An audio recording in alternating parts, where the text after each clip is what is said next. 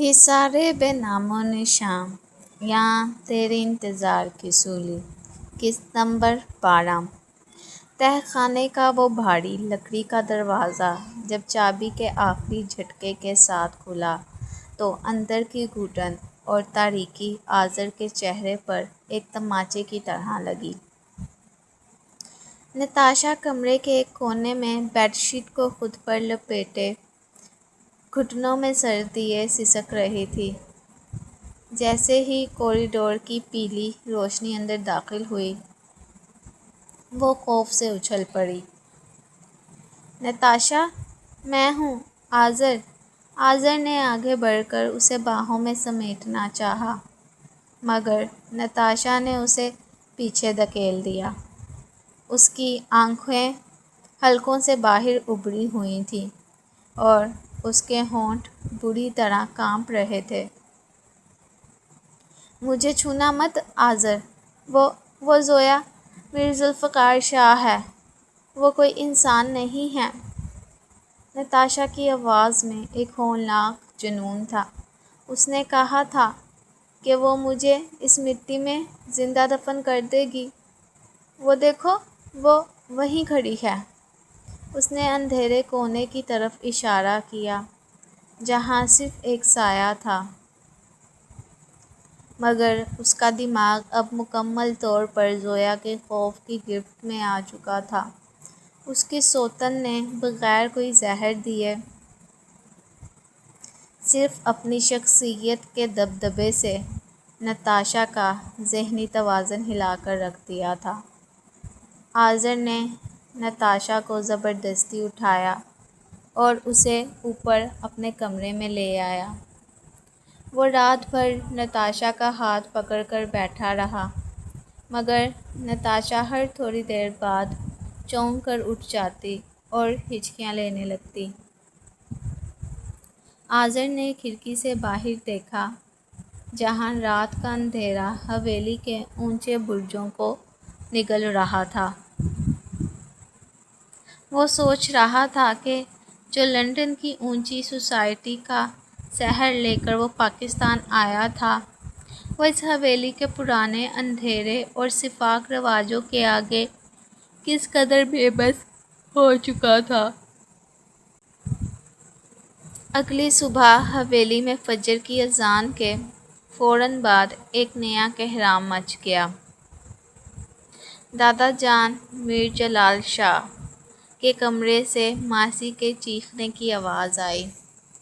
जब बड़े चचा मीर इफ्तिखार और मीर ज़ुल्फ़िकार अंदर भागे तो दादा जान बिस्तर पर नीम बेहोश पड़े थे। उनका दायां हाथ मफलूज हो चुका था और उनके मुंह से सिर्फ कुछ महव अल्फाज निकल रहे थे। फालिज का एक शदीद हमला उनकी मज़बूत और रौबदार शख्सियत को पल भर में कमज़ोर कर चुका था। शहर से डॉक्टरों की पूरी टीम बुलाई गई। हवेली के बड़े बैठक को एक आरजी आईसीयू में तब्दील कर दिया गया, मगर डॉक्टरों ने साफ कह दिया कि मीर जलाल शाह की उम्र अब इस सदमे और बीमारी को झेलने के काबिल नहीं थी। शाम के वक्त जब दलान में कच्ची धूप फैल रही थी, दादा जान ने हल्की सी आंखें खोलीं और अपने कमज़ोर बाएं हाथ से इशारा किया। वो मीर इफ्तिखार या मीर शाहनवाज़ को नहीं, बल्कि सिर्फ ज़ोया को अपने पास बुलाना चाहते थे। ज़ोया धीमे कदमों से चलती हुई उनके सरहाने आ बैठी।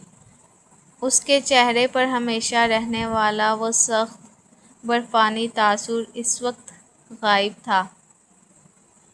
अपनी ज़िंदगी के सबसे बड़े सहारे को इस हालत में देखकर उसकी गहरी आँखों में एक वीरानी सी उतर आई थी।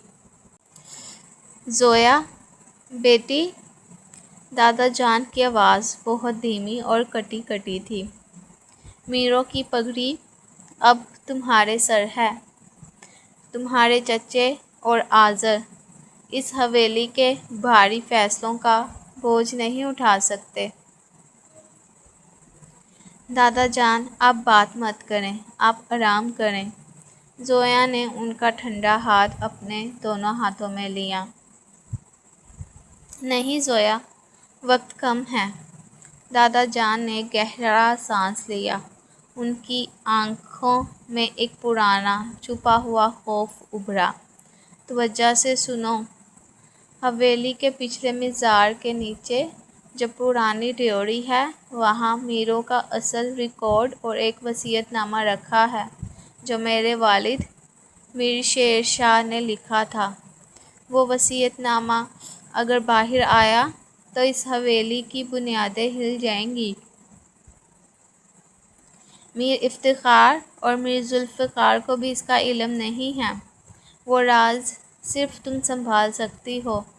زویا، وعدہ کرو تم میروں کا نام مٹی میں ملنے نہیں دو گی، چاہے تمہیں آذر شاہ کو ہمیشہ کے لیے ختم ہی کیوں نہ کرنا پڑے۔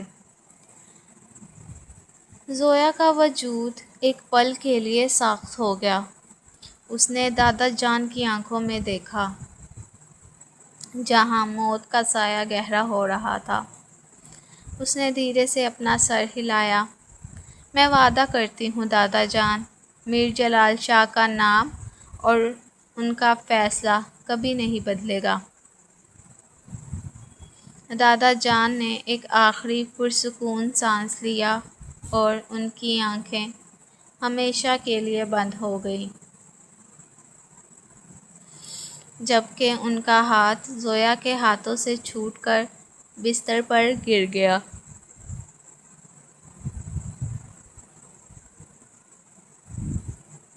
میر جلال شاہ، جو اس حویلی کے آخری طاقتور ستون تھے، رخصت ہو چکے تھے، اور اب اس بساط کی پوری سلطنت زویا میر ذوالفقار شاہ کے رحم و کرم پر تھی۔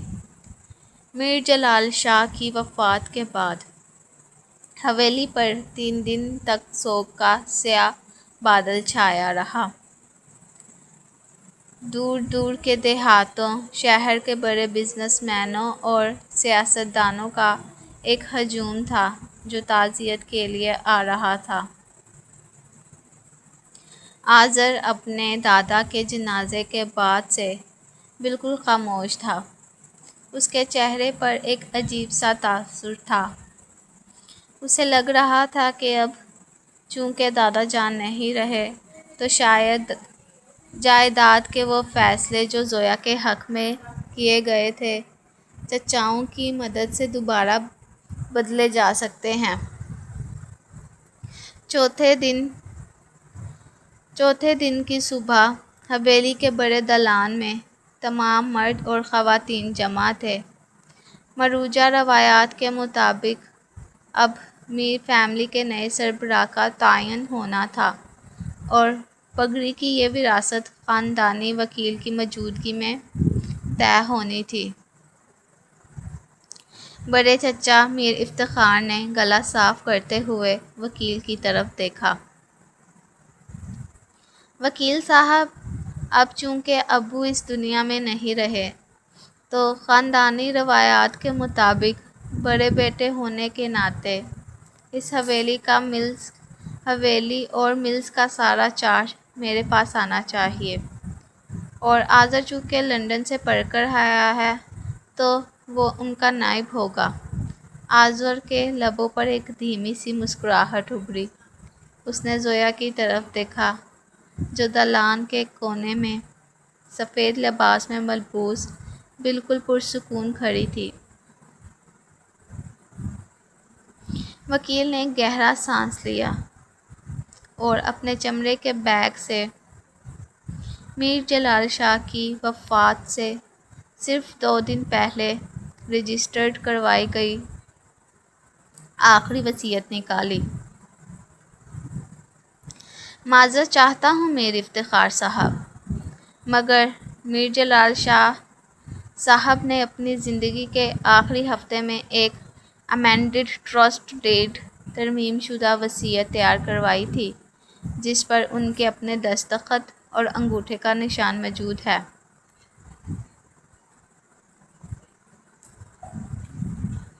وکیل نے کاغذات کھولے اور پڑھنا شروع کیا۔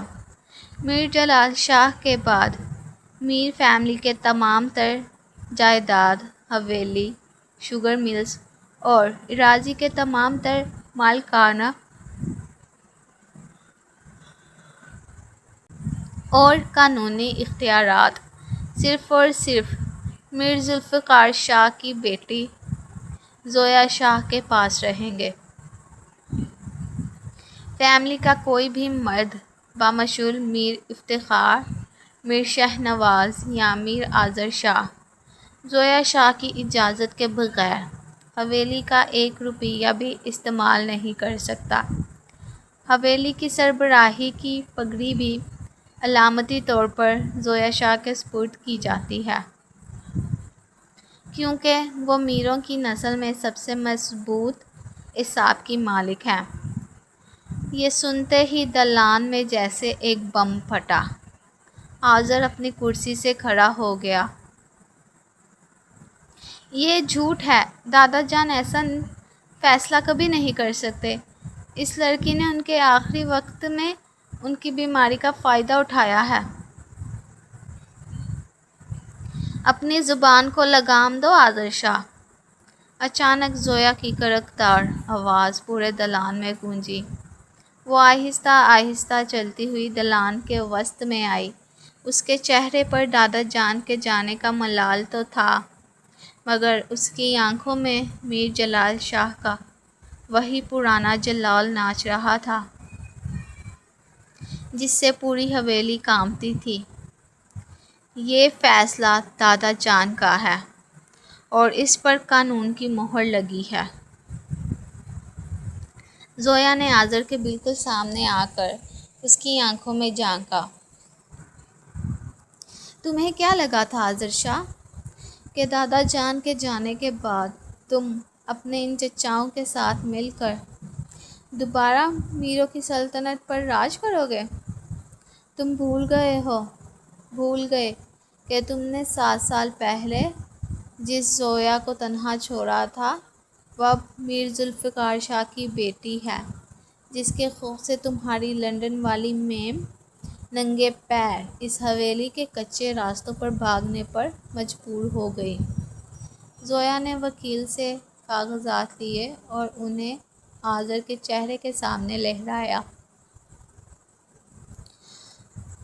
آج سے اس حویلی کا قانون میں ہوں، اس ملز کا مالک میں ہوں اور تم صرف میر آذر شاہ ہو، جس کی حیثیت اب اس حویلی کے ایک عام ملازم سے زیادہ نہیں ہے۔ اگر رہنا ہے تو میرے اصولوں پر رہو، ورنہ اپنی اس بیمار بیوی کا ہاتھ پکڑو اور ابھی اسی وقت اس حویلی کی دہلیز سے باہر نکل جاؤ۔ آذر کا پور غصے اور بے بسی سے کانپنے لگا۔ اس نے اپنے چچاؤں کی طرف دیکھا، مگر میر افتخار اور میر شہنواز نے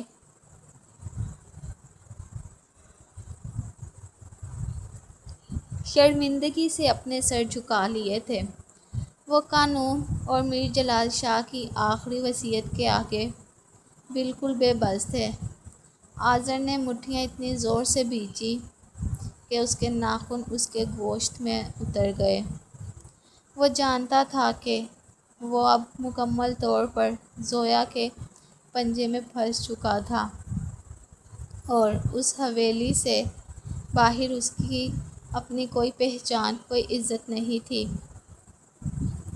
زویا موری اور سیڑھیاں چڑھتی ہوئی دادا جان کے خالی کمرے کی طرف بڑھ گئی، جہاں اب اس کا راج ہونا تھا، جبکہ آذر دالان کے اندھیرے میں کھڑا اپنی شکست فاش کے زخموں کو چاٹتا رہا۔